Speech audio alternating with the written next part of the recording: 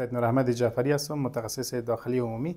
میخوایم درباره فشار بلند خون صحبت داشته باشیم. فشار نارمال خون، نارمال کمتر از 120 بر 80 است. یعنی ما میگیم که فشار خون نارمال است. و فشار بلند خون وقتی تعریف میشه که فشار از 130 تا 139 سیستولیک باشه و دیاستولیکش از 80 تا 89 باشه. و عواملی که درش نقش داره به دو دسته فشار بلند خون تقسیم میشه. دو دسته، یکی فشار خون اولیه است و دو فشار خون ثانویه است. فشار خون اولیه عواملی که درش نقش داره سن بلند هست، چاقی هست، فامیلی هست، کسایی که پدر، مادر، پدرکلان اینا فشار خون بلند داشته 30% نقش داره که میتونه فشار خون بلند ایجاد بکنه. نژاد است، نژاد سیاه‌پوستان و کاهش وظیفوی حجره کلیه که به نام نفرون یاد بشه. و کسانی که غذای نمکی استفاده میکنن، معمولا در صورتی که بیشتر از 3 گرم در 24 ساعت نمک زیاد استفاده شود میتونه فشار بلند خون ایجاد بکنه. کسانی که الکل استفاده میکنه و کسانی که فعالیت فیزیکی کمتر داره، کسانی که خواب کم دارن، یعنی در صورتی که کمتر از 7 ساعت خواب داشته باشن میتونه فشار بلند خون ایجاد بکنه.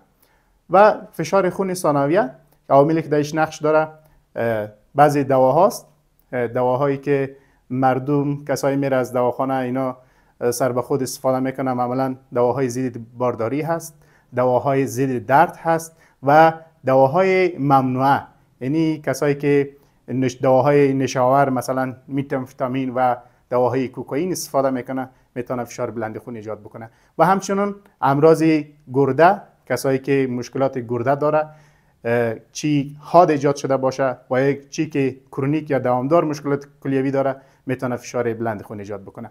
و کسانی که مرض چی داره، اندوکراین داره، چندین غدوات در بدن وجود داره، در صورت که اونا وظیفهشان بر هم بخوره میتونه فشار بلند خون ایجاد بکنه.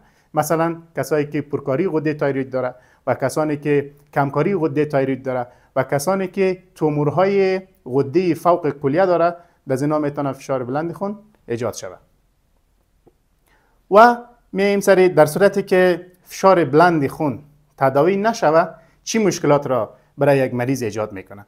میتونه در این مریض مشکلات قلبی که از کلان شدن قلب چپ هست، فیل شدن قلب است، در صورتی که قلب فعالیتش کم میشه میتونه خود عروق قلبی را بند بکنه. فشار بلند خون میتونه رگ‌های مغزی را بند بکنه، میتونه خونریزی در مغز ایجاد بکنه، میتونه مشکلات گرده را ایجاد بکنه، میتونه مشکلات چشم ایجاد بکنه. اینا کلش عوارض جانبی فشار است. در صورتی که فشار بلند خون تداوی نشه مشکلات ایجاد میکنه. و فشار بلند خون تداویش دو نوع است، یکی که غیر دوایی هست، یکی دوایی هست. در غیر دوایی اینا لایف استایل است که شیوه زندگی کسی که زندگی میکنه بسیار مهم است، که خواب کافی داشته باشه، از سبزیجات، میوه‌جات و مغز با اینا استفاده بکنه، فعالیت فیزیکی داشته باشن، الکل اگر استفاده میکنه نکنن استفاده، کسایی که سیگرت میکشه سیگرت نکنن استفاده. اینا میتونه در بلند بردن فشار بلند خون نقش اساسی داشته باشه.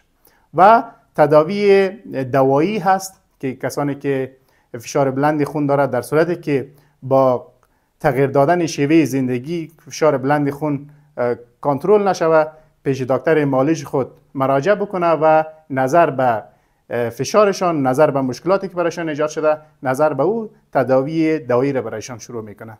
تا ویدیوی بعدی، خداوند یار مددگارتون.